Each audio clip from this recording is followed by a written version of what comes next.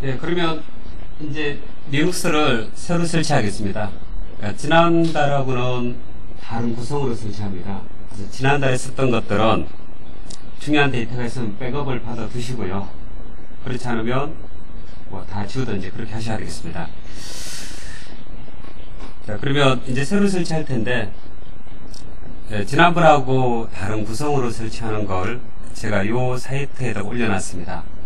이걸 보고 이대로 설치하셔야 돼요.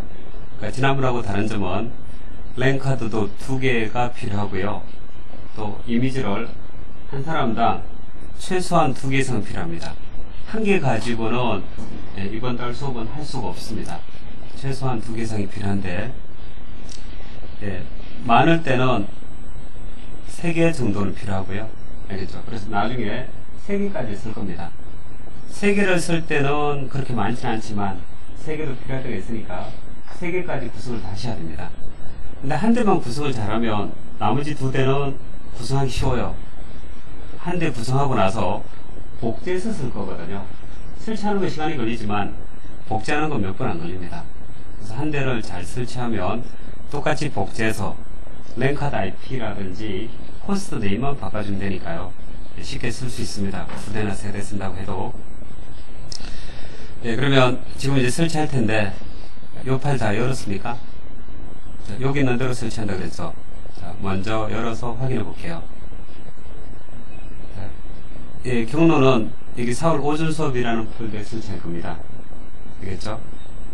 그리고 디스크는 3개를 쓸 거고요. 알겠죠? 여기 적어놨습니다. 그리고 랜카드 IP 어떻게 하라라고 하는 거 다 적어놨으니까 여기 있는 대로 이제 설치를 하셔야 되겠습니다. 버전은 그냥 똑같이 할게요. 5.9로 하겠습니다. 물론 나중에 6.0으로 6점대로 바꿀 수도 있는데, 근데 우선은 지난번하고 같은 걸 하고요. 제가 나중에 업데이트를 6점대로 하는 걸 따로 이야기하든지 그렇게 하겠는데요. 우선은 5점대를 그대로 설치하겠습니다. 네, 그러면 이제 여기 있는 거 보고 설치를 하면 되는데요. 가장 먼저 해야 될 건 가상머신 구성을 해야 되죠. 네, 그걸 가장 먼저 하겠습니다. 그러니까 가상머신 구성은 여러분들이 지난번에 해봤는 것과 똑같이 구성하면 돼요. 다만 디바이스는 이제 몇 개 더 필요할 수 있다라는 거죠. 그리고 켜져 있는 거 다 끄고 하라고 그랬습니다. 그래야지 리소스를 덜 뺏기게 되고 더 빨리 설치할 수 있겠죠. 네, 그럼 지금부터 이제 구성합시다. 가장 먼저 해야 될 게 컴퓨터를 한 대 준비해야 되죠. 가상머신을 구성을 해야 됩니다.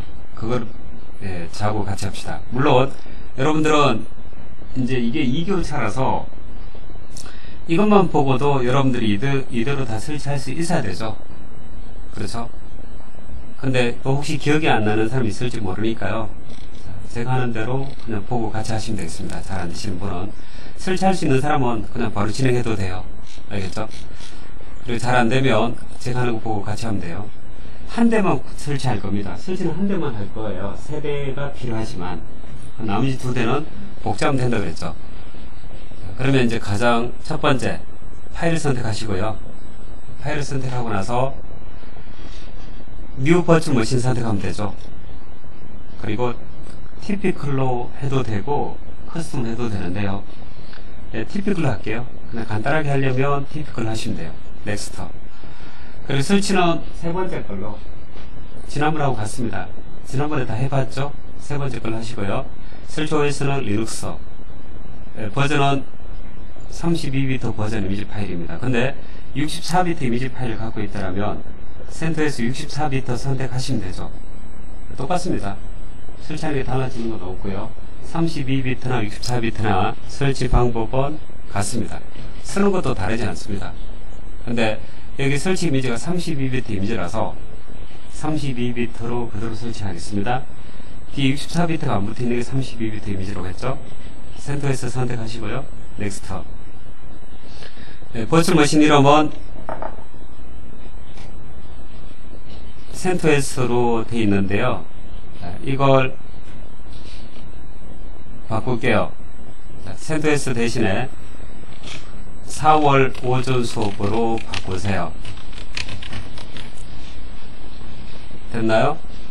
물론 이름은 마음대로 해도 되고 언제든지 바꿀 수 있습니다. 위에 라벨이 보이는데 그 라벨에서 바꿔주면 되죠. 언제든지. 네, 4월 오전 수업으로 하시고요. 그리고 로케이션은 C에 설치하지 마시고 D 합시다. 파티션이 지금 2개죠.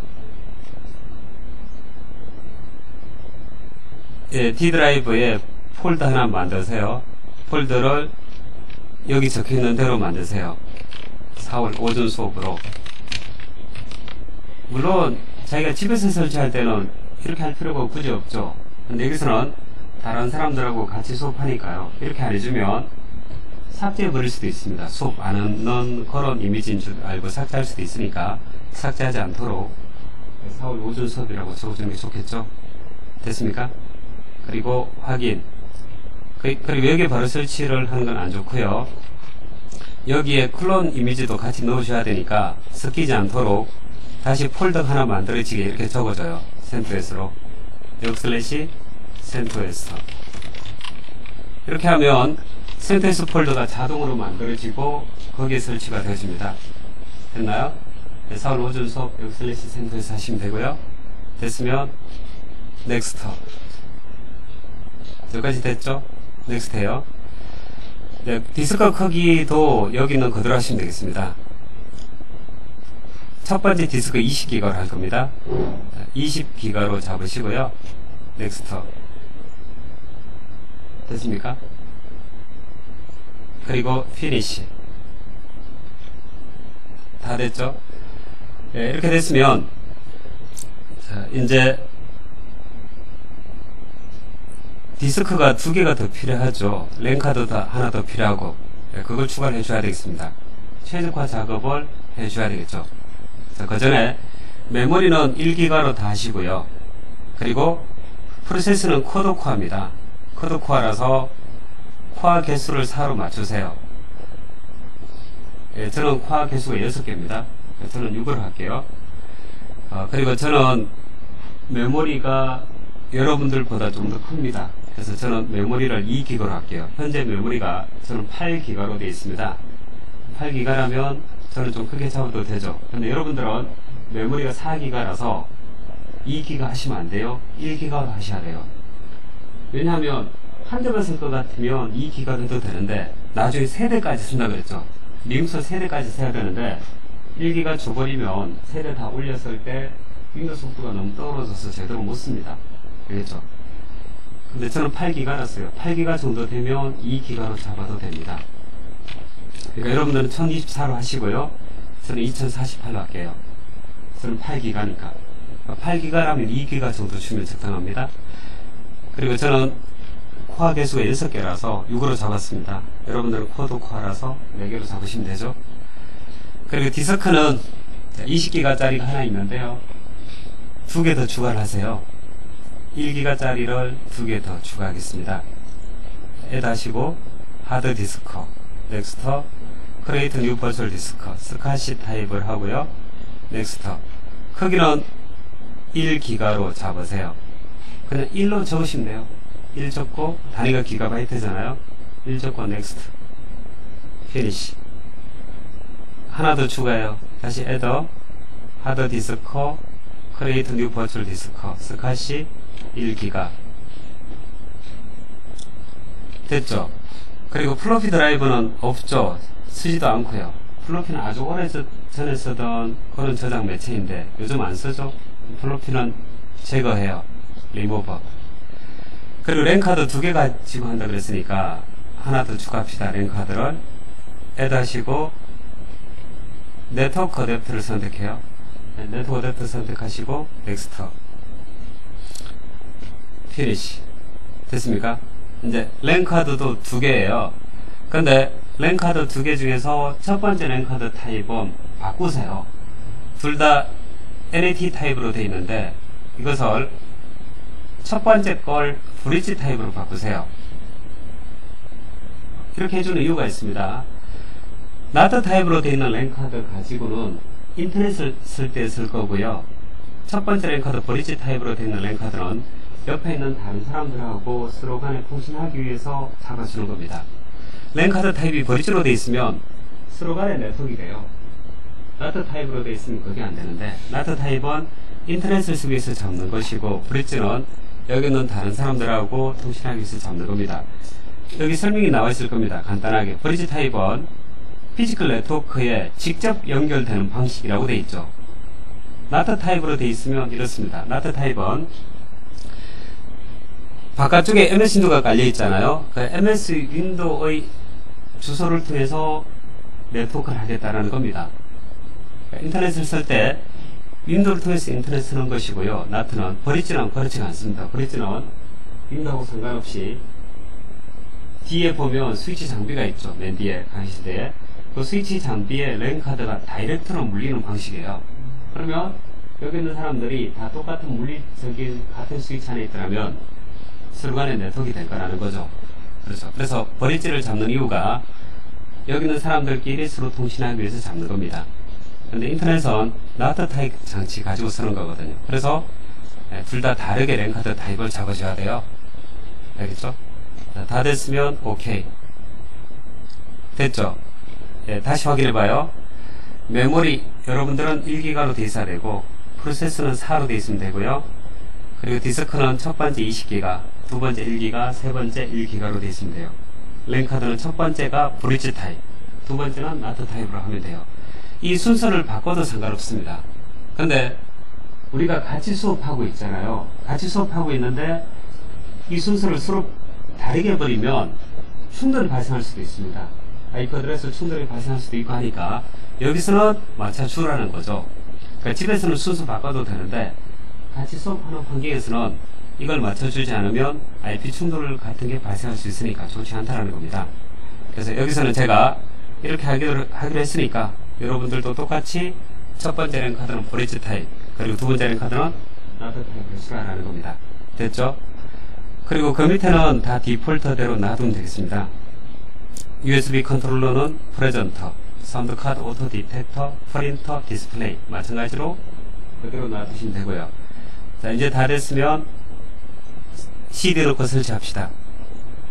네, CD, DVD 장치 선택하시고요. 유저 ISO 이미지 파일을 선택을 해요. 그 셀렉트 상자 누르시면 히스토리에 기록이 아마 있을 겁니다. 찾아는 기록이. 알겠죠?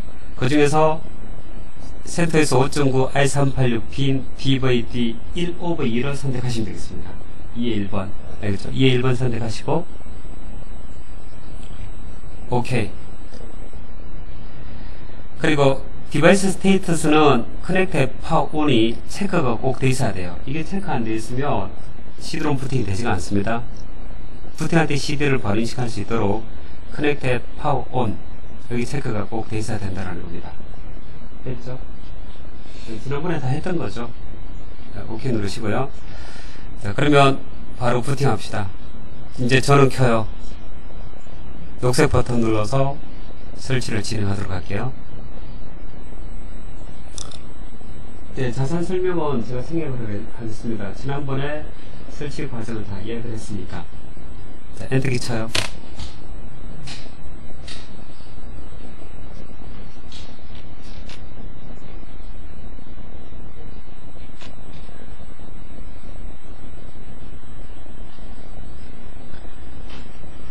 파티션 작업할 때 약간 주의를 해야 되겠죠. 지난번하고 파티션 구성이 다릅니다.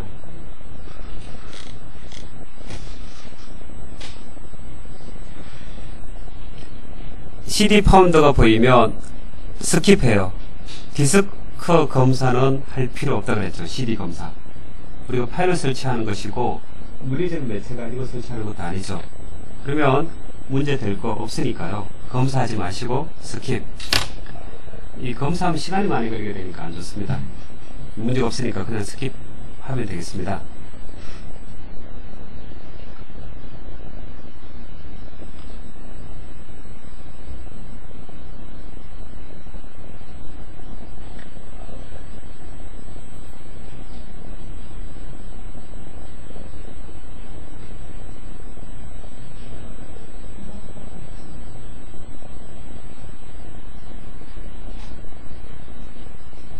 넥스트 하시고요. 랭귀지는 코리안을 선택하는 거 알죠? 코리안 하시고 넥스트. 키보드는 6점대 버전은 한글 키보드가 있는데요. 5점대는 한글 키보드를 지원하지 않습니다. 그래서 영어로 하셔야 돼요.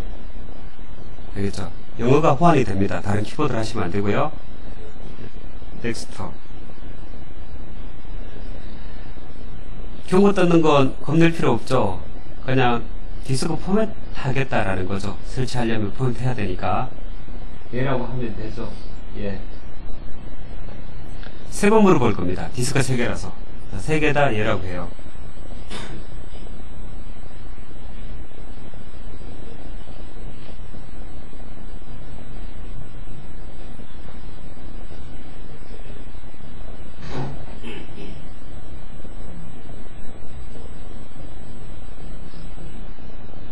예, 그리고 파티션은 자동으로 합니다. 수동으로 하면 이대로 못하죠? 자동이 아니고 참 수동으로 합니다. 자동으로 하면 파티션이 이대로 안 나눠지죠. 그래서 수동으로 해서 파티션 이대로 똑같이 잡으셔야 돼요. 수동으로 파티션 만드는 건 맨 끝에 겁니다. 사용자 레이아웃 만들기. 위에 3가지는 다 자동 파티션이죠. 맨 끝에 걸 선택해요. 그리고 넥스트. 사용자 레이아웃 만들기입니다. 그게 수동 파티션 설정이에요. 다음 버튼 누르시고요. 디스크 3개 다 쓸 겁니다. 자, 용도는 조금씩 다르죠. 자, 이제 게시판에 있는 대로 하셔야 되겠습니다. 먼저 첫 번째 디스크는 파티션을 3개만 잡으시면 되겠습니다. 루터 파티션과 USR 파티션만 잡겠습니다. 네, 첫 번째 디스크 선택을 하시고요. 네, 루터 파티션 크기를 5기가만 잡으세요. 자, 새로 생성 버튼 누르신 다음에 먼저 수압 파티션부터 잡을게요. 파티션 잡는 순서는 상관없습니다. 수압 파티션 잡으시고요. 크기를 2기가로 하도록 해요. 자, 여러분들이 쓰고 있는 메모리 2배로 잡겠습니다. 여러분들이 메모리 1기가 쓰고 있죠. 그러면 2048 해줘요. 예, 저도 그렇게 하겠습니다. 저는 메모리가 2기가이지만 메모리 크기하고 똑같이 잡아도 돼요. 메모리가 작으면 수압 파티션 좀 크게 잡아주는 게 좋고요. 메모리가 크면 이 수압 파티션 크기는 메모리 크기 2배를 할 필요가 없습니다. 좀 작게 잡아주는 게 더 좋을 수 있습니다. 저는 메모리가 여러분보다 크니까 예, 메모리 2배로 안 잡고요. 그냥 2기가로 잡을게요. 여러분들은 2배로 잡으시고 2048로 다 잡으세요. 그리고 확인. 됐죠? 그리고 두 번째는 예, USR 파티션을 잡겠습니다. 패키지는 대부분이 예, USR 파티션 안에 다 들어가게 되고요. 우리가 5점대 버전을 풀로 다 설치를 하면 전체 용량 크기가 한 8기가 정도, 그 정도 될 것 같습니다. 알겠죠? 그 정도 될 것 같은데 대부분이 USR 파티션에 다 설치가 되니까 USR을 크게 잡아주는 게 좋을 것 같습니다. 자, 두 번째 USR 파티션 잡는데요. 루터를 먼저 잡을게요. 루터는 크기가 정해져 있죠. 그 루터 먼저 잡고 그 나머지를 USR 파티션에 다 잡으면 되겠습니다. 물론 이 파티션은 꼭 이렇게 설정하는 건 아니고 자기가 원하는 대로 잡아주면 되는 겁니다. 알겠죠? 근데 지금은 저하고 다 통일을 하셔야 되겠습니다. 네, 제가 이렇게 잡아놨으니까 여러분들은 제가 이렇게 적어둔 대로 그대로 하시기 바랍니다. 루터 파티션 크기를 5기가로 잡으세요. 그냥 5000으로 하시면 되겠습니다. 확인. 됐죠? 그리고 이제 남아있는 모든 영역은 USR 파티션으로 잡으세요. 새로 생성해서 USR 있죠? 자, USR 선택하시고 나서 최대 가능한 용량으로 채우면서 체크하시면 돼요. 최대 가능한 용량으로 채우며 체크하시고 확인. 됐죠? 그럼 이제 3개 다 잡혔습니다. 근데 루터 파티션은 맨 앞에 있어야 돼요.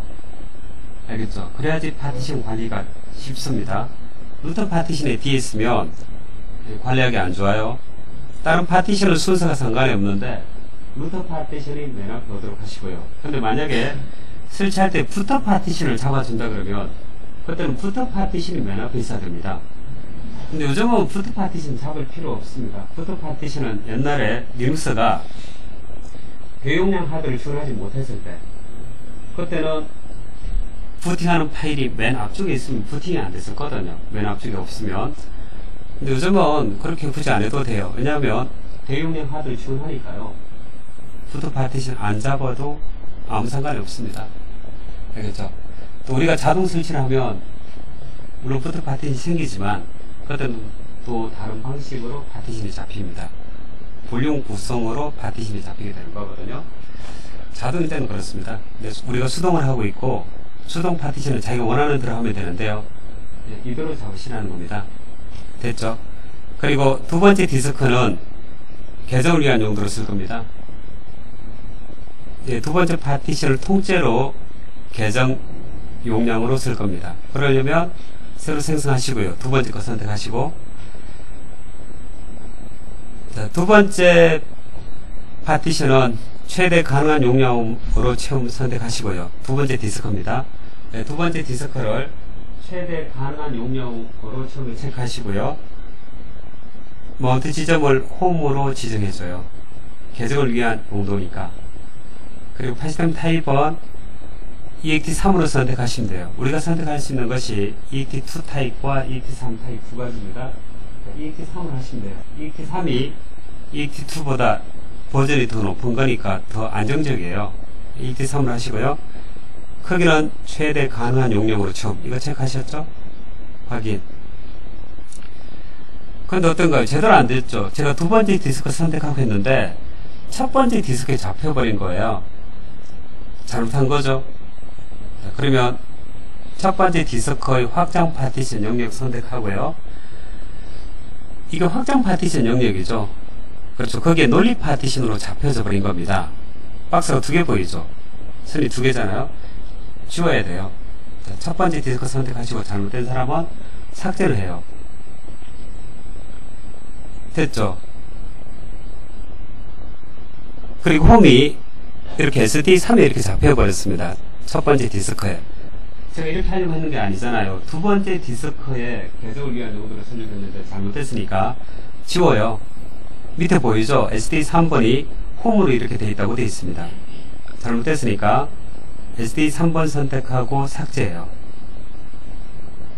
그리고 다시 남아있는 이 폴 영역을 원래대로 USR 파티션으로 잡으세요. 새로 생성하시고 마운트 지점을 USR.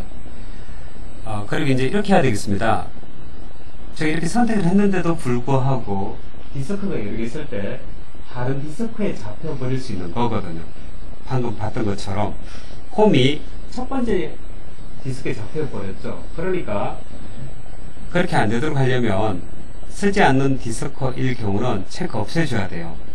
제가 지금 USR 파티션을 SDA를 만들려고 하잖아요. 그렇죠? 근데 그게 잘못하면 SDB나 SDC에 만들어질 수도 있는 겁니다. 조금 전에 봤던 것처럼. 그래서 SDB나 SDC는 체크를 풀고요. SDA만 체크가 된 채로 USR을 선택하시고 크기는 이제 나머지 모든 용량 최대 가능한 용량으로 채움 이거 선택하면 된다 그랬죠. 이거 선택하면 거기 적혀있는 100메가는 아무런 의미가 없습니다. 이걸 안 지워도 상관없습니다. 끝에 거 최대 가능한 용량으로 채우고 체크하셨죠? 밑에 거는 아무것도 할 필요 없습니다. 암호화 같은 건 체크 안 하는 게 낫습니다. 암호 잊어버리면 또 곤란하겠죠? 밑에 거는 체크하지 마시고요. 확인. 됐죠? 이제 첫 번째 디스크는 다시 원래대로 제대로 해놨습니다. 그 다음 두 번째 디스크 선택하시고요. 새로 생성. 근데 여기서 마우스로 선택해봤자 의미가 없는 것 같습니다. 이렇게 했는데도 아까 첫 번째 디스크에 계정 파티션이 잡혀버렸죠. 그래서 계정 파티션 선택할 때는 SDA하고 SDC는 체크를 풀어주고요. SDB만 체크되어 있는 상태로 홈을 선택해요. 타입은 EXT3. 물론 6점대를 쓴다 그러면 EXT4로 하는 게 좋겠죠. 근데 5점대에서는 EXT3까지 밖에 지원하지 못하니까 EXT3으로 선택했습니다. 그리고 용량은 적지 마시고요. 최대 가능한 용량으로 채움. 이게 편리하죠? 그리고 확인. 됐죠? 그 다음 세 번째는 여분의 디스크 용도로 제가 쓰려고 따로 하나 추가했었는데, 임시 데이터 파일 같은 거 있죠? 인터넷에서 다운로드 받는 파일이라든지 그런 큰 파일이나 아니면 나중에 SDA가 디스크 꽉 차갖고 더 이상 작업이 안 될 때 그 데이터를 백업하기 위한 그런 용도로 쓸 수도 있겠죠. 물론 크기는 1기가밖에 안 되긴 하지만 데이터를 백업할 수 있는 용도로 쓸 수는 있습니다. 크기가 크지 않더라고요. 그래서 세 번째로 제가 임의로 잡았는데요. 이것도 마운트해서 쓰도록 하겠습니다. 이건 데이터 디렉터리 마운트 되게 할 겁니다. 루트 밑에. 그럼 어떻게 하면 되죠? 다시 새로 생성 클릭하시고요.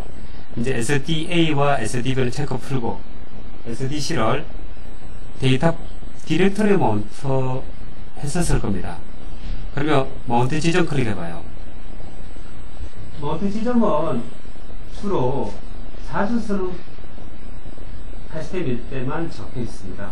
여기 적혀 있는 것들은 자주 쓰는 파시스템이에요. 근데 데이터는 없잖아요. 그래서 데이터는 우리가 리눅스를 디폴트로 설치했을 때는 그런 디렉터리가 만들어지지도 않습니다. 그런 디렉터리 없어요. 홈이나 팀피나 바 이런 것들은 다 리눅스 설치하면 자동으로 생기는 디렉터리 맞죠? 근데 데이터 디렉터리는 없는 거거든요. 그래서 여기 안 나와 있는 거고요. 안 나와 있으면 직접 적어주면 돼요. 슬래시 데이터. 루터 디렉터리도 적어줘야 돼요. 루터 밑에 데이터라고 꼭 적어서 입력을 하셔야 됩니다. 됐죠? 확인.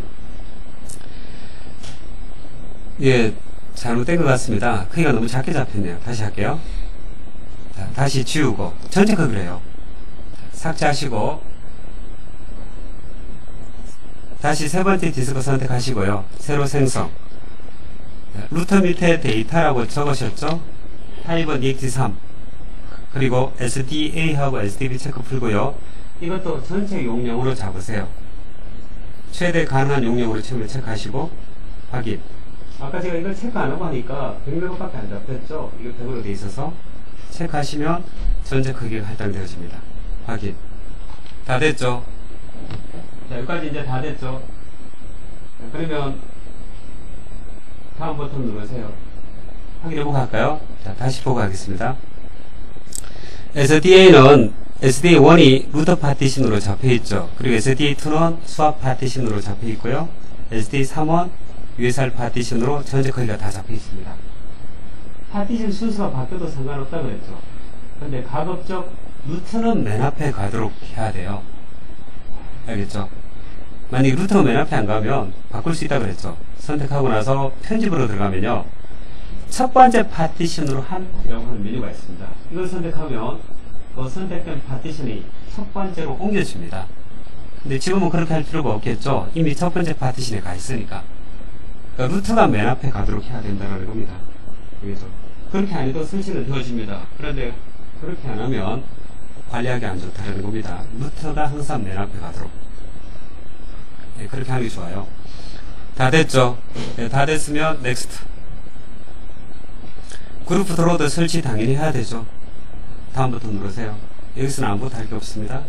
넥스트. 그리고 랜카드가 이제 두 개죠. 자, 랜카드 IP는 여기 있는 대로 잡아줘요. 둘 다 사설 IP입니다. 자, 우리가 실제 IP는 마음대로 할당할 수가 없죠. 그렇죠. 근데 사설 IP는 누구나 마음대로 쓸 수 있는 거잖아요. 근데 서로 간의 네트워크도 돼야 되고 하니까요. IP 대역을 맞춰줘야 돼요. 그래야지 여기 있는 사람들이 서로 간의 네트워크를 다 쓸 수 있습니다. 첫 번째 랜카드가 브릿지 타입이고, 첫 번째 랜카드는 인터넷을 쓰기 위한 장치로 쓸 게 아닙니다. 여기 있는 사람들끼리 서로 통신하기 위해서 쓰는 장치라고 했죠, 제가. 그래서 첫 번째 랜카드는 게이트웨이 주소는 필요 없습니다. 인터넷을 쓰기 위한 장치가 아니니까요. 여기 적혀있는 대로 다 잡아주시기 바랍니다. 첫 번째 랜카드 선택하시고 편집으로 들어가요. 그리고 IP는 서버인데 IP가 동적으로 잡히면 곤란하겠죠. 서버 IP는 고정 IP를 쓰도록 해야 돼요. 고정 IP 쓰려면 수동 설정 체크하시고요. IP 어드레스는 172 20에 172 16부터 31번까지는 사설 IP입니다. 172 16부터 31번까지가 사설 IP라고 했으니까요. 제가 172 25로 시작하는 건 사슬 IP를 할당하겠다라는 거죠. 참고로 B클래스 IP 중에서는 1716부터 31번까지만 사슬 IP입니다. 아시겠죠? 그러니까 사슬 IP는 마음대로 써도 된다고 그랬잖아요. 그래서 17에 20으로 하는 건 저기 이 하나 임의로 선택한 겁니다. 알겠죠? 현재 MS 윈도우 IP는 1716으로 시작합니다. 제가 1716으로 주면 여기 있는 윈도우 컴퓨터하고 충돌이 발생할 수도 있어서 충돌 나지 않게 20으로 제가 그냥 적어준 거예요. 물론 1717로 해도 되겠죠. 근데 기억하기 쉽게 그냥 20으로 했습니다. 그리고 세 번째 숫자는 강의실 IP를 적어줘요. 여기 6강의실입니다. 그래서 6으로 기억하기 쉽도록 그렇게 하시고요. 끝자리까지 같으면 다른 사람들하고 충돌이 발생합니다. 사슬 IP도 충돌이 발생해요. 물리적으로 같은 네트워크 안에서는. 그래서 충돌이 발생 안 하도록 MS 윈도우 IP 끝자리를 다 적어주라라고 이렇게 했는데요. 윈도우 IP는 다 다르겠죠. 같은 충돌해서 인터넷 안 될 거니까. 윈도우 IP는 다 다르니까 윈도우 IP 적으라고 했는데, 윈도우 IP가 그렇습니다. 저기 맨 오른쪽 끝에서부터 1번, 2번, 3번, 4번, 5번, 6번, 7번, 8번, 9번, 10번, 11, 12, 13, 14, 15, 16 이렇게 되어져요. 빈 자리도 카운트해요.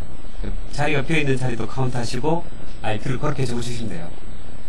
예, 그걸 다 맞춰줘야 돼요. 그걸 안 맞추면 여기 있는 사람들끼리 충돌이 발생할 수 있으니까 자기 한 사람 때문에 충돌 발생하지 않도록 IP를 제가 이야기한 대로 다 잡아줘요. 저기 끝에서부터 1번입니다. 1, 2, 3, 4, 5, 6, 7, 8, 9, 10, 11, 12, 13, 14 이렇게 적으세요. 예, 저는 100번으로 할게요. 예, 17에 20에 6에 100번으로 하겠습니다. 여러분들은 제가 이야기했는 IP를 하시고요. 그리고 넷매스커는 이거 B클래스 IP죠. B클래스 IP라서 255, 255, 0.0로 해줘요. B클래스의 디폴트 네트워크 매스커 값은 255, 255, 0.0죠. 그대로 하라라는 겁니다. 그리고 밑에 IP 버전 6는 안 써도 돼요. 체크 풀어요. IP 버전 4만 쓰겠습니다. IP 버전 6 지원 활성화 체크 풀고요. 확인. 다 됐죠? 그리고 두 번째 랜카드도 설정을 해야 되겠죠? 이거 설정해야지 인터넷 쓸 수 있습니다. 두 번째 랜카드를 편집으로 들어가서 수동 설정에 체크하고요. 두 번째 랜카드는 IP 어드레스를 다 똑같이 해도 충돌이 발생 안 합니다. 그러니까 여기 있는 사람들끼리 충돌이 발생 안 하니까요. 다 똑같이 맞출게요. 지난번처럼 1968 10에 3번으로 해요. 그리고 넷매스커는 255, 255, 255, 0 C클래스니까. 그리고 IP 버전 6의 지원 활성화는 체크 풀어요. 풀고 확인. 됐습니까? 그리고 부팅식 활성화는 체크를 꼭 해야 됩니다. 이거 체크 안 하면 부팅해도 랜카드가 자동으로 활성화가 안 되니까요. 인터넷이 안 되겠죠. 그럼 랜카드 또 잡아줘야 됩니다. 활성화되게. 그래서 부팅할 때 랜카드 바로 쓸 수 있도록 둘 다 부팅식 활성화에 체크를 꼭 해줘요. 그리고 호스트 네임은 제가 적어주는 대로 하시면 되겠습니다.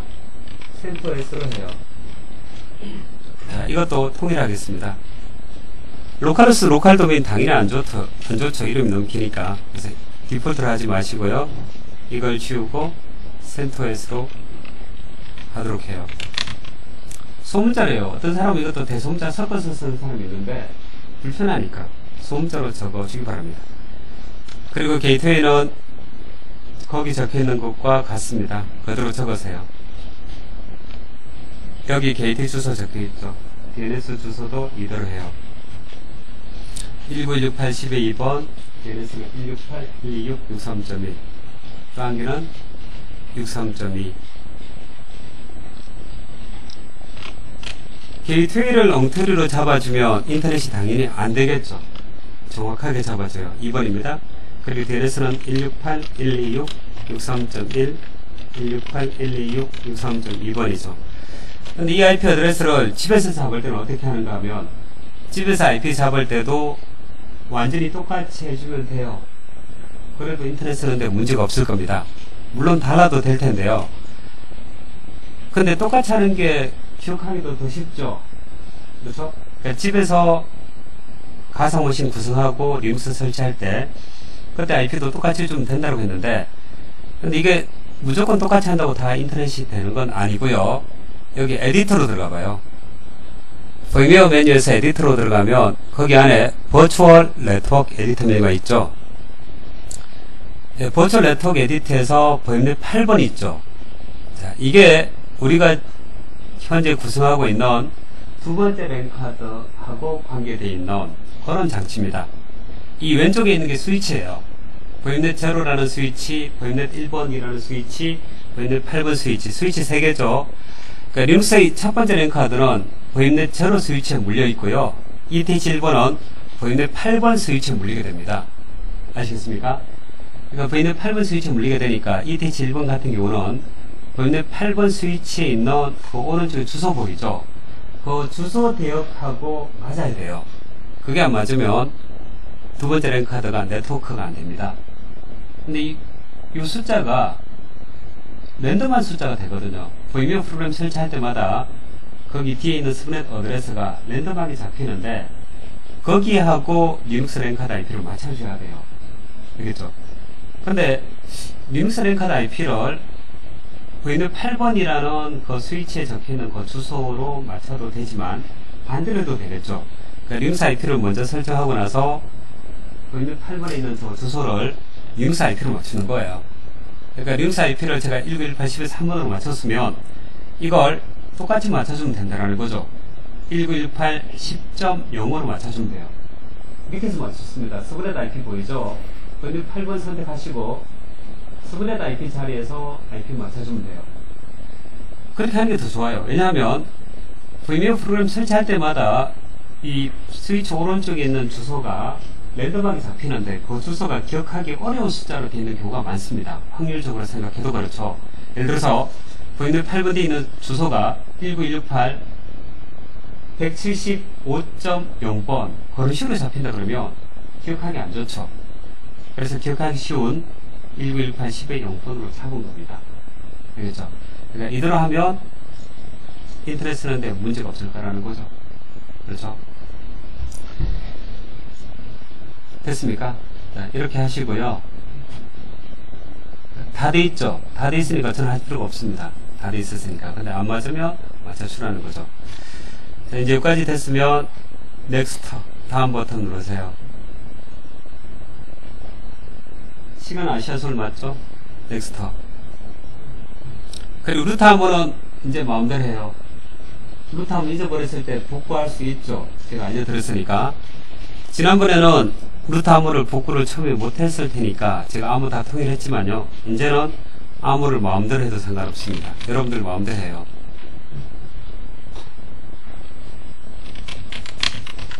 대신에 잊어버리면 여러분들이 스스로 복구를 해야 돼요. 저한테 물어보지 말고. 암호 복구하는 거 제가 알려드렸으니까. 암호는 마음대로 해도 상관없습니다. 6글자 이상으로. 6글자도 안 되면 다음 버튼이 안 눌려지죠? 꼭 6글자 이상으로 해야 됩니다. 넥스트. 예, 패키지는 이번 달에 주로 서버를 많이 볼 텐데요. 그럼 서버를 다 체크하셔야 돼요. 데스크탑 둘 다 체크하시고요. 서버와 서버 GUI 체크를 해요. 그리고 나서 바로 설치하지 마시고 오른쪽 여기 맨 밑에 보면 오른쪽에 지금 사용자 설정이라고 되어 있는 게 있죠. 이거 체크하셔야 돼요. 위에 카테고리는 4개만 체크하시면 돼요. 클러스트링, 저장 클러스트링 2개 빼고요. 위에 카테고리 4개 체크하시고 지금 사용자 설정을 체크를 해요. 그리고 넥스트. 자, 이러면 패키지를 우리가 세부적으로 선택을 할 수가 있습니다. 자, 가상화는 체크 안 하셔도 되는데 체크해도 상관없고요. 하이퍼V가 디폴트로 체크가 되어 있네요. 그대로 놔둘게요. 두 번째, 개발. 자, 개발은 중요합니다. 자바 개발용 도구를 체크를 해요. 요즘 자바 되게 많이 쓰죠. 그러니까 자바 개발용 도구 체크하는 게 좋고요. 그리고 더 중요한 건 이겁니다. 개발용 도구와 개발용 라이브러리예요. 이건 반드시 설치를 하도록 해요. 그러니까 이걸 미리 설치하는 이유는 이건 나중에 따로 설치하려면 시간이 많이 걸리고 또 어려워요. 많은 패키지로 돼 있어 갖고. 알겠죠? 설치 안 하고 넘어가도 물론 설치 끝나고 나서 패키지는 추가로 설치할 수 있는 거죠. 그렇죠. 근데 이런 패키지는 설치하는 것도 좀 복잡하고요. 시간이 많이 걸려서 설치할 때 미리 설치하도록 하는 게 좋을 겁니다.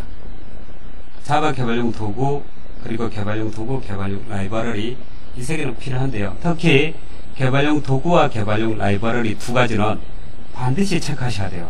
이걸 체크 안 하면 나중에 MySQL 데이터베이스 서버라든지 아파치 서버 또는 보안에 관련된 패키지를 제대로 설치를 못합니다.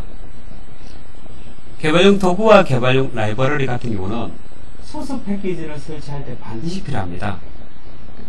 소스 패키지는 대부분 C로 개발되거든요. 그 C로 개발된 소스 패키지를 설치하기 위한 그런 패키지입니다. 꼭 설치해야 돼요. 나중에 따로 설치하기는 쉽지도 않고 시간도 많이 걸려요. 미리 설치하는 게 좋다는 거죠. 다른 것들은 되게 쉽게 설치할 수 있습니다. 나중이라도. 근데 개발용 도구하고 개발용 라이브러리 같은 경우는 되게 큰 패키지로 되어 있는 거고요. 시간이 많이 걸려서 미리 설치하는 게 좋을 겁니다. 나머지는 체크를 할 필요 없는 것들입니다. 여러분들이 만약에 링스 환경에서 개발자로서 작업한다 그러면 이런 걸 체크하는 게 좋겠지만, 여러분들은 개발자로서 작업하는 게 아니고 시스템 엔지니어로서 이 작업을 한다고 생각하시면 되는 거니까요. 개발 도구는 별로 필요 없습니다. 제가 체크했는 것 이외에는 체크했는 것만 확인을 잘 하시고요. 나머지는 체크 안 하셔도 돼요. 그리고 세 번째, 기반 시스템. 자, 물론 잘 모르면 그냥 풀로 다 설치해도 되죠. 집에서는 그렇게 해요. 집에서는 풀로 다 설치해도 상관없겠죠. 근데 실제 실무에서는 절대 그렇게 안 합니다. 패키지를 풀로 다 설치를 안 하거든요. 꼭 필요한 것만 설치를 해요. 그게 보안상으로도 더 안전하고 또 디스크 용량도 절약할 수 있고 설치하는 데 시간도 절약할 수 있는 거죠. 그러니까 필요 없는 패키지는 가급적 설치 안 하는 게 낫습니다. 필요 없는데 일부러 다 설치할 그런 필요는 없다라는 거죠. 그렇죠? 그래서 제가 좀 번거롭지만 이걸 풀로 다 설치 안 하는 건 실무에서는 그렇게 한다라는 거거든요. 풀로 다 설치 안 하고 필요한 것만 설치하는 겁니다. 그래서 여기서도 제가 이제 그런 식으로 한다라는 거죠. 필요한 것만 설치하고 있습니다. 자바 체크해요. 기반 시스템은 자바 체크하시고, 그리고 X윈도우 시스템은 설치를 꼭 하는 게 좋겠죠. 이거 설치 안 하면 그래픽 툴을 하나도 못 쓰게 돼요. 근데 실무에서는 X윈도우를 아예 설치 안 하는 경우도 되게 많습니다. 그건 무슨 뜻이죠? 커맨드 환경에서 다 관리한다라는 거죠. 대부분 리눅스는 그런 식으로 관리를 해요. 서버 같으면. 근데 여러분들은 당연히 설치를 하는 게 좋을 겁니다. 시스템을 그렇게 잘 쓰는 게 아니잖아요, 여러분들은. 그러면 커맨드 작업을 또 잘 못할 때도 있고 하니까 엑스윈도우를 쓰는 게 좋을 것 같고요. 또 인터넷도 해야 되니까 웹브라우저로 인터넷 쓰려면 엑스윈도우 필요하죠. 엑스윈도우를 체크하시고요. 관리 도구, 그리고 기본 레거시 소프트웨어 지원. 이 레거시라고 하는 건 좀 오래된 버전, 전통적인 그런 소프트웨어를 지원하기 위한 겁니다. 예를 들어서 요즘 텔넷 잘 안 쓰거든요. 텔넷은 보안상 취약하니까 잘 안 쓰는데 텔넷이나 알로긴 이런 것들은 옛날에 많이 쓰던 겁니다. 그러니까 그런 전통적인 그런 패키지를 지원하려면 체크를 하라는 겁니다. 그렇죠? 그리고 시스템 도구도 체크하시고요. 그런데 전화연결 네트워킹 지원은 전혀 필요 없습니다. 전화연결 네트워킹 지원은 옛날에 하이텔이나 나우누리 그런 거 써본 사람 있습니까? PC통신. 그때는 모뎀으로 네트워크를 했었죠. 모뎀 연결해서 전화선 꽂아서 쓸 때 필요한 겁니다. 요즘 그렇게 안 하죠. 랜카드로 다 하잖아요. 그래서 전화연결 네트워킹 지원은 전혀 필요 없으니까 체크하지 말아요. 예, 두 개 빼고 다 하면 되겠습니다. 오픈 페이버릭스라고 되어 있는 것과 전화연결 네트워킹 지원 빼고 나머지 다 체크해요. 이 오픈 페이버릭스 같은 경우는 밑에 나오죠. 클러스터링에 사용되는 구성 요소라서 우리가 클러스터링은 설치 안 하기로 했었습니다. 아까. 그렇죠? 그래서 클러스터 구성 요소는 필요 없으니까요. 체크하지 말라는 겁니다. 그리고 맨 끝에 거는 모뎀으로 네트워크 쓸 때 필요한 거라서 옛날에 모뎀 연결했었을 때 모뎀 속도가 19200bps, 28800bps 그런 것들이 있었습니다. 그런 걸로 네트워크 쓸 때 필요한 거거든요. 그래서 맨 끝에 거는 전혀 필요 없죠. 두 개 빼고 다 체크하시면 되겠습니다. 그리고 데스크탑 환경은 둘 다 체크해줘요. 그놈과 KD. 그러면 그놈으로도 작업할 수 있고 KD로도 작업할 수 있죠. 물론 한 개만 해도 되긴 한데요. 둘 다 설치해요. 그리고 서버는 중요합니다. 이번 달에는 서버는 다 체크를 하는데 몇 개 뺄게요. 데이터베이스 서버는 둘 다 체크 풀어요. 이걸 체크 푸는 건 데이터베이스 서버는 여러분들이 직접 설치를 하셔야 돼요. 나중에 소스 패키지로 설치하겠습니다. 소스 패키지 설치하는 것도 알아둬야 되겠죠. 그래서 DB는 중요한데 설치하지 않는 건 여러분들이 직접 설치하기 위해서 제가 빼라고 이야기했습니다. 그리고 뉴스 서버는 전혀 필요 없을 것 같습니다. 뉴스 서버는 써본 사람 있을지 모르겠지만 유저넷 뉴스 그룹 있죠. 이거 아주 오래 전에 쓰던 게시판 형태의 인터넷 서비스입니다. 근데 요즘 안 쓰거든요. 거의. 그러니까 뉴스 서버는 빼겠습니다. 됐습니까? 그리고 나머지는 미리 다 설치하는 게 좋을 것 같습니다. 그럼 나중에 설치하는 시간을 줄여줄 수 있죠. FTP 서버 설치하고 FTP 구성하는 것보다 미리 설치하는 게 좋겠죠. 대신에 서버를 어떻게 설치하는지는 알아둬야 되겠죠. 그건 제가 설명합니다. 알죠? 그래서 지금은 미리 다 설치하고요. DB만 2개 빼요.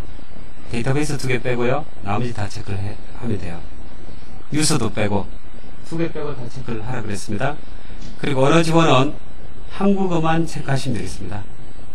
한국어 지원 체크되어 있죠? 영어는 자동 설치해요. 그리고 응용 프로그램은 전부 다 체크해요. 다 체크하고 나서 몇 개 뺄게요. 제작과 출판은 필요 없습니다. 그리고 그래픽도 필요 없을 것 같습니다. 이 그래픽은 포토샵 같은 그런 프로그램이에요. 우리가 그래픽 편집 작업할 일이 없겠죠. 여기서 집에서는 설치하더라도 여기서는 필요 없으니까 빼버리고요. 그리고 사무 생산성 같은 경우는 오피스가 들어가 있습니다. 우리가 사무 목적으로 쓰는 게 아니죠. 그래서 그래픽과 사무 생산성, 제작과 출판은 여기서는 필요 없습니다. 그 3개 빼고 나머지는 다 설치를 해도 돼요. 됐습니까? 그래픽, 사무 생산성, 그리고 제작과 출판은 별로 의미가 없어서 뺐습니다. 그리고 클러스터 스토리지 있죠? 자, 이것은 체크하지 말라 그랬습니다. 클러스터링 마찬가지. 2개 빼고 맨 끝에 그 클러스터 스토리지와 클러스터링 그 2개는 체크하지 마시고요. 자, 나머지는 여러가지 체크를 했죠. 그리고 응용 프로그램 카테고리 선택해봐요. 응용 프로그램 선택한 다음에 한 가지 확인해야 될 것이 있습니다. 자, 왼쪽 카테고리에서 응용 프로그램을 선택을 하시고요. 오른쪽에서 편집기를 선택해봐요.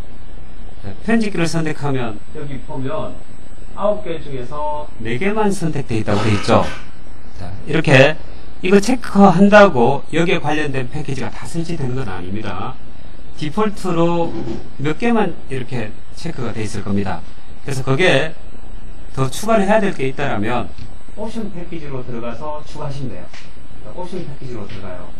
옵션 패키지 선택해서 설치하면 편리할 걸 제가 몇 개 더 설치하겠습니다. 편집기는 중요한 패키지에 포함되는 거죠. 우리가 편집 작업할 때 늘 쓰는 거라서.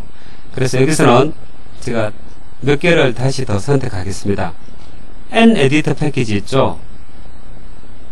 네, 이것도 설치를 해서 나중에 어떤 것인지 한번 볼게요. N-에디터 패키지는 설치하는 게 좋을 것 같습니다. 디폴트는 선택 안 돼 있었는데요. 그리고 끝에서 두 번째 빔 편집기 있죠?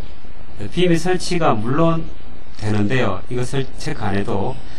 그런데 X윈도 안에서 사용되는 빔 편집기라고 되어 있으니까 이게 좀 더 보기 좋고 편리할 것 같습니다. 그래서 X윈도 시스템에 사용되는 VA 편집기의 빔을 설치를 합시다. 맨 끝에서 두 번째예요. 됐죠? 빔 X11 7.0 이렇게 되어 있는 거 있죠? X윈도 환경에서 쓰는 빔 편집기입니다.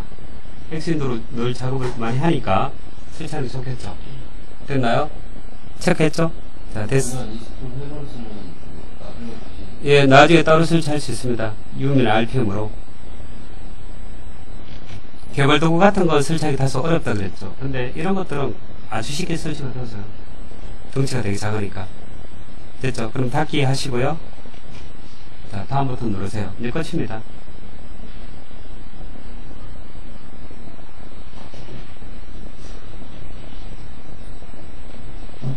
실제로 설치하는데 걸리는 시간은 한 10분 안팎이죠. 제가 여러가지 설명한다고 시간이 좀 걸렸었는데 빨리 하면 금방 되는 것들입니다. 예, 다음 버튼 누르시고요. DVD가 한 장만 필요합니다. 어떻게 할 수 있죠? DVD가 2장 다 필요하면 이 메뉴가 뜨기 전에 DVD가 2장 필요하다고 뜨거든요. 1번, 2번 필요하다고 뜨는데 그 메시지가 안 떴으니까 저는 한 장이면 끝납니다. 설치하는 도중에 교체하는 작업은 필요 없다라는 거죠. DVD 교체 같은 건 전혀 할 필요가 없습니다. 오피스가 2번 DVD 롬에 들어가 있거든요. 근데 제가 오피스를 선택 안 했죠. 사무 생산성 패키지 선택 안 했잖아요. 사무 생산성 패키지 안에 오피스가 들어가 있습니다. 그러니까 그걸 선택 안 하면 2번 DVD는 대체로 필요 없습니다.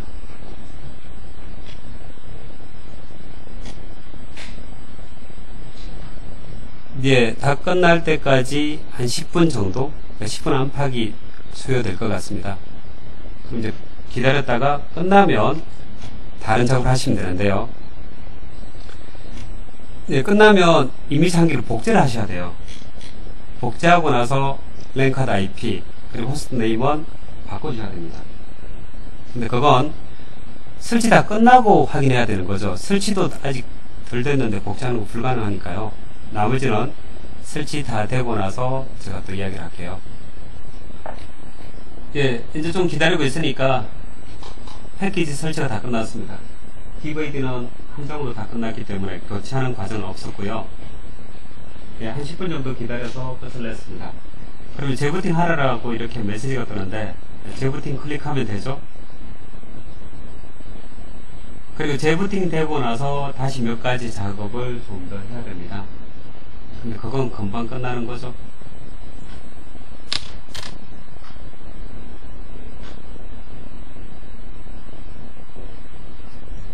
그리고 패키지 설치를 다 끝냈는데 간혹 재부팅 버튼 눌렀을 때 부팅이 안 되는 경우가 가끔씩 있습니다. 그런 경우도 가끔씩 있을 수 있는데요. 그럴 때는 예, 다시 설치를 하는 수밖에 없습니다. 근데 다시 설치하는데 가상 머신을 새로 구성할 필요 없고요. 부팅 순서만 바이오스에서 시드롬으로 바꿔서 부팅하면 돼요. 부팅 순서를 시드롬으로 바꿔서 부팅한 다음에 다시 설치하셔야 돼요. 근데 패키지 설치 다 끝나서 부팅 안 될 때 제가 다시 설치해야 된다고 했는데 근데 복구를 전혀 못하는 건 아닙니다. 예, 복구 방법이 있어요. 그런 경우에도 푸트로드를 설치를 해줄 수 있다면 복구할 수 있는데 근데 그걸 못하면 다시 설치를 해야 된다는 겁니다. 근데 여기서 그런 것까지는 뭐 굳이 생각할 필요가 없겠죠. 대부분은 문제가 없고요. 간혹 패키지 설치 다 끝났는데 재부팅 버튼 눌렀을 때 안 될 때도 있다라는 겁니다. 근데 그런 경우는 흔한 경우는 아니니까요. 여기서는 그런 경우까지는 제가 복구하는 걸 이야기하지는 않겠습니다. 근데 복구할 수는 있습니다. 부트로드를 새로 설치하면 복구할 수는 있어요. 예, 이제 리부팅 됐고요. 자, 이제 여기서 왼쪽에 있는 카테고리에 대해서 몇 가지 설정을 해줘야 돼요. 앞으로 버튼 누르고요. 예, 방화벽은 보안상 꼭 쓰는 게 좋겠죠. 예, 방화벽은 최소한의 보안 장치라고 생각하시면 돼요. 해킹을 쉽게 당하지 않도록 당연히 활성화 시켜줘야 되고요. 그리고 신뢰하는 서비스는 FTP하고 SSH 빼고 다 체크를 하지 않도록 하겠습니다. 지난번에 역시 이야기했는 거죠. 그렇죠. FTP하고 SSH는 원격 접속이 되고요. 나머지는 원격 접속은 되지가 않습니다. 자, 앞으로 버튼 누르고요. 그리고 SELinks는 쓰지 않는 걸로 하겠습니다. 왜냐하면 이건 어느 정도 이해할 때까지 안 쓰는 게 좋아요. 이 설정을 잘못하게 되면 여러분들이 구성해놓은 서버 같은 것들이 제대로 동작을 못합니다. 예를 들어서 FTP 서버 구성을 했으면 업로드나 다운로드를 할 수 있어야 될 텐데 SELinux 때문에 설정을 제대로 다 했는데도 자기 계정으로 파일 업로드를 못하는 그런 경우가 발생합니다. SE-리눅스 설정을 또 따로 확인해야 돼요. 그런 경우에는.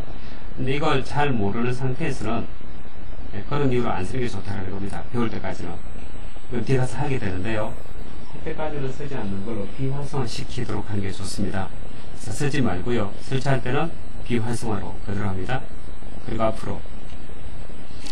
그러면 SE-리눅스 설정을 변경했을 때 재부팅 할 건지 물어보는데 재부팅 해야 돼요. 당연하게. 예라고 하면 돼요.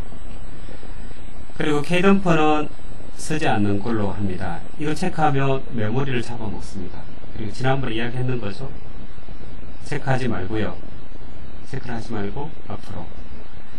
그리고 날짜 및 시간은 직접 맞추는 것보다 인터넷에 연결되어 있다면 자동으로 설정되도록 네트워크 시간 프로토콜을 선택하는 게 낫습니다. 그럼 일일이 우리가 직접 맞출 필요 없습니다. 그리고 네트워크 시간 프로토콜 활성화를 체크를 해야 되고요. 여기 있는 NTP 서버 시간으로 동기화를 하겠다는 겁니다. 주기적으로.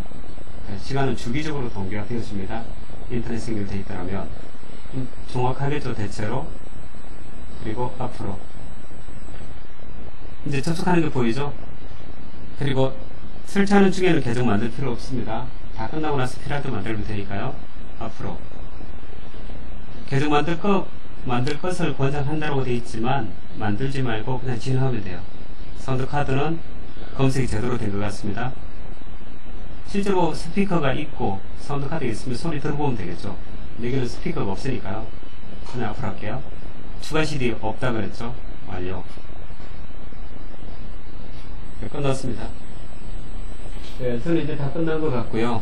이제 다 끝났으면 설정 작업 몇 가지를 해줘야 됩니다. 자, 그것은 여기 있는 대로 하시면 돼요. 설치 후 작업. 네, 금방 할 수 있는 것들입니다. 지난번에 이거 다 했던 것들이라서 이거 다 배운 거죠. 이해하고 있는 내용이라면 금방 할 수 있겠죠. 이 5가지를 꼭 해주고 쓰는 게 좋아요. 물론 프롬프트 모양 같은 건 이대로 안 하고 다른 걸로 바꿔도 되겠지만 그래도 알아야 되죠. 어떻게 하는지. 그래야지 나중에 바꿀 수 있으니까. 그래서 나중에 바꾸더라도 처음에는 이 설정대로 하시기 바랍니다.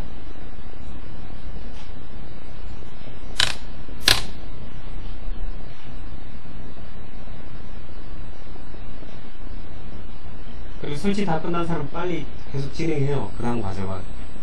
제가 이야기를 아까 어떻게 하는지 했고요.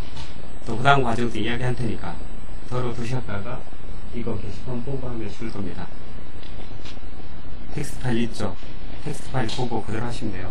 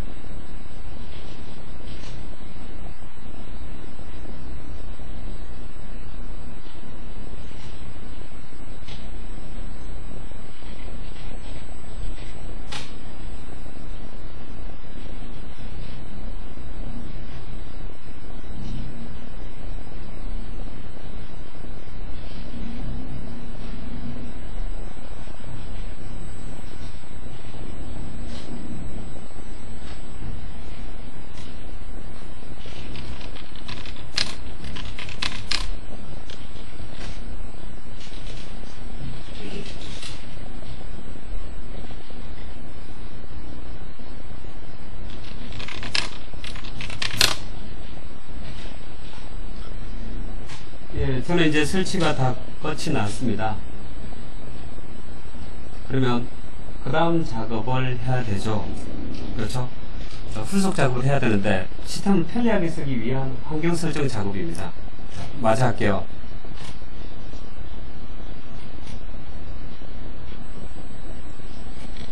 예, 첫 번째, VA 편집기를 편리하게 쓰기 위한 편집기 환경 설정 파일을 스케일 밑에다가 만들라고 되어 있죠. 네, 스케일 밑에 만드는 건 모든 계정한테 다 적용하도록 하기 위한 거죠. 여기 만들면 계정 만들 때 바로 복사가 되고 적용되어지죠.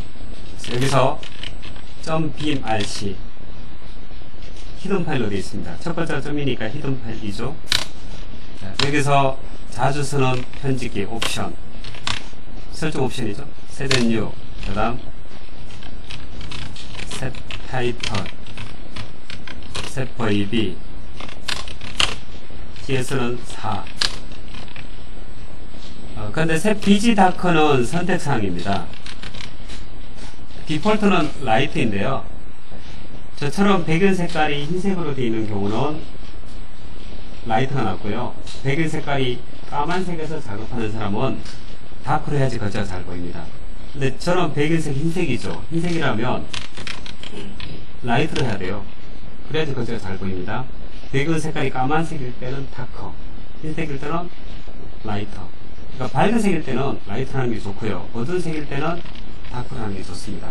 비지니까 백그라운드거든요. 이 백그라운드 색깔. 저는 백그라운드는 지금 흰색이죠. 흰색이라서 라이트로 하는 게 좋다는 겁니다. 오타 없이 정확하게 설정을 해야 되고요. 계정한테 다 영향을 미치는 거니까. 이게 잘못되면 계정 만들 때마다 그 계정 파일 안에 .bmarc가 다 잘못돼 버립니다. 그럼 두 번째, 프론트 모양을 보기 좋게 하기 위한 그 설정을 여기 .bmarc 안에 넣어주라는 겁니다. .bmarc 열어서 대문자치 누르면 맨 아래쪽에 가죠. 여기서 소문자 O 누른 다음, 네, 이걸 넣어주면 되죠. 요 두 줄. 그냥 보고 그대로 하면 돼요. B에서 1 equal 역/H. 역/H는 우리가 여태까지 쓰지 않았던 거죠. 근데 이 역/H가 호스트 네임 보여주는 겁니다. 우리가 장비를 여러 대 가지고 하니까요. 자기가 첫 번째 장비에서 작업하는지 두 번째 장비에서 작업하는지 알 수 있도록 적어주라는 겁니다. 됐습니다. 자, 이제 여기까지 됐으니까 제가 바로 계정 만들고 확인해 볼게요. 계정 3명 정도 필요합니다. 처음에 먼저 한 명을 먼저 만들고 나서 제대로 되면 그때 다른 계정 만드는 게 좋겠죠. SU-user1 확인해 보고 할게요. 다른 계정은 어때요? 제대로 됐죠? 됐습니까? 호스트 네임이 왼쪽에 보이고 계정 절대근으로 보이니까 작업하기 편하죠. 그리고 편집 열어볼게요. VR. 자, 편집기 문제 없죠? 라인 넘버 바로 보이는 건 .bmarc가 적용되고 있다는 겁니다. 자, 끝내고 나갈게요. 이제 확인했으니까 나머지 계속 하면 되겠습니다. 이렇게 한 명 먼저 만들고 확인해보고 문제가 없으면 그때 다른 계정 만드는 게 좋겠죠. 문제가 있으면 계정 치우고 설정 다시 하고 나서 다시 만들도록 하는 게 좋겠죠. 저는 이제 문제가 없으니까 다른 계정 마저 만들게요. 유저 2, 유저 3, 그리고 아무까지 설정하도록 해야 되죠.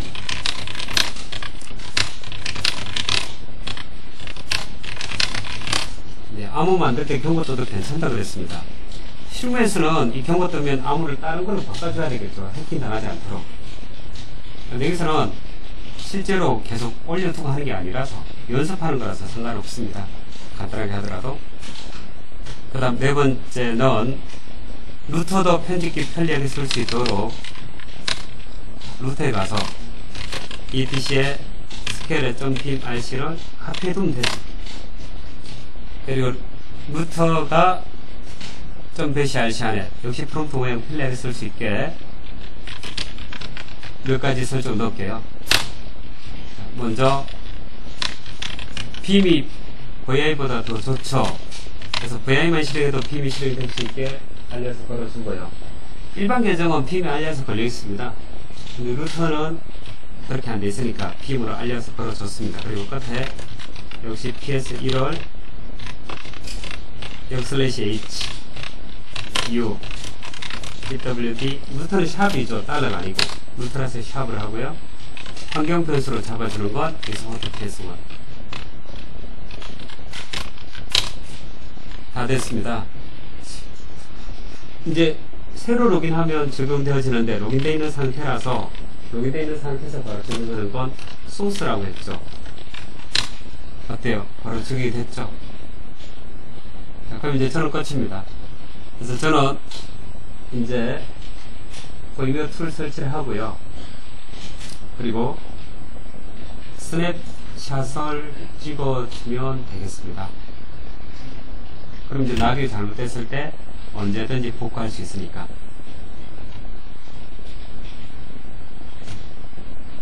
네, 첫 번째 머신만 제대로 구성하고요. 그리고 두 번째 머신과 세 번째 머신은 이 첫 번째 머신 끝나고 완전히 제대로 다 됐을 때 그때 복제하도록 하겠습니다. 그러니까 버미어 툴까지 설치하고 복제하는 게 좋겠죠. 그럼 두 번째 머신은 버미어 툴 설치 안 해도 되니까 복제하면 버미어 툴 설치된 것까지 복제되어지는 거거든요.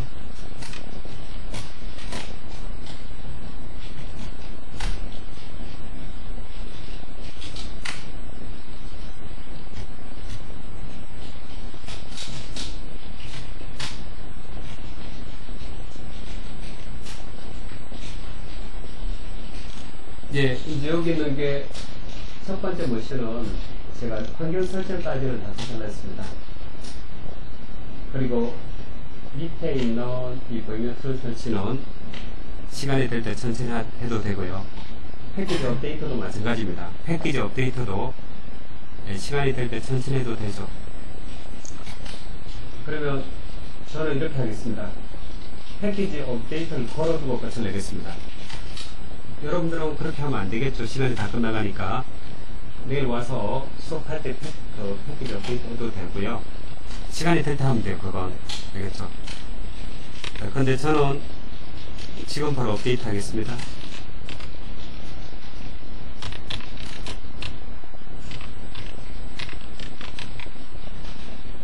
패키지를 풀로 업데이트 하는 건 유무 업데이트입니다. 그럼 모든 패키지 다 업데이트 해준다고 했죠? 인터넷은 돼야 되고요.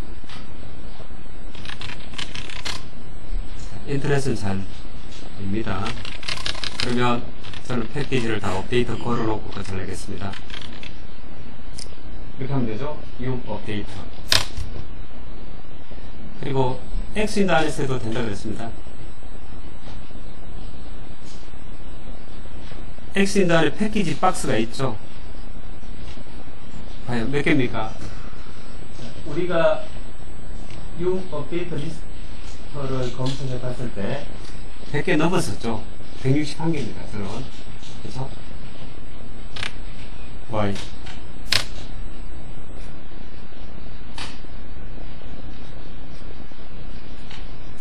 생각보다 다운로드 속도는 좀 빠르네요. 근데 설치할 때 시간이 더 걸리게 될 것 같습니다. 다운로드 받는 것보다. 이거 시간이 될 때 하시면 돼요. 그리고 다 끝났으면 리부팅 해야 된다는 거죠. MS 윈도우도 그렇잖아요. MS 윈도우 처음에 설치하고 나서 그 다음 뭐 합니까? 윈도우 업데이트부터 하죠. 그렇게 해주는 게 보안상 좋죠. 마찬가지입니다. DVD 안에 있는 패키지가 시간이 좀 된 거라서 그 사이에 새로운 업데이트 버전이 있네요. 그러면 이렇게 설치를 해주면 되는 겁니다. 이런 게 유미 좋은 점이죠. 그렇죠? 유미 알아서 다 업데이트 해주니까.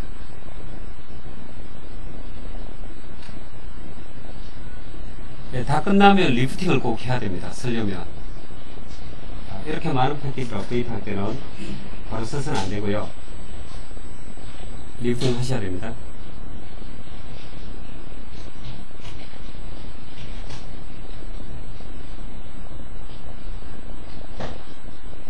여기까지 하고요. 그리고 클론 머신은 금방 끝나거든요. 메인 서버만 제대로 되어 있으면 클론 머신은 10분도 안 돼서 복제 다 끝을 낼 수 있습니다. 5분 안에 끝날 겁니다. 빨리 끝난다 그러면. 그래서 첫 번째만 제대로 설치한다면 두 번째나 세 번째는 금방 끝나니까 쉽게 쓸 수 있습니다.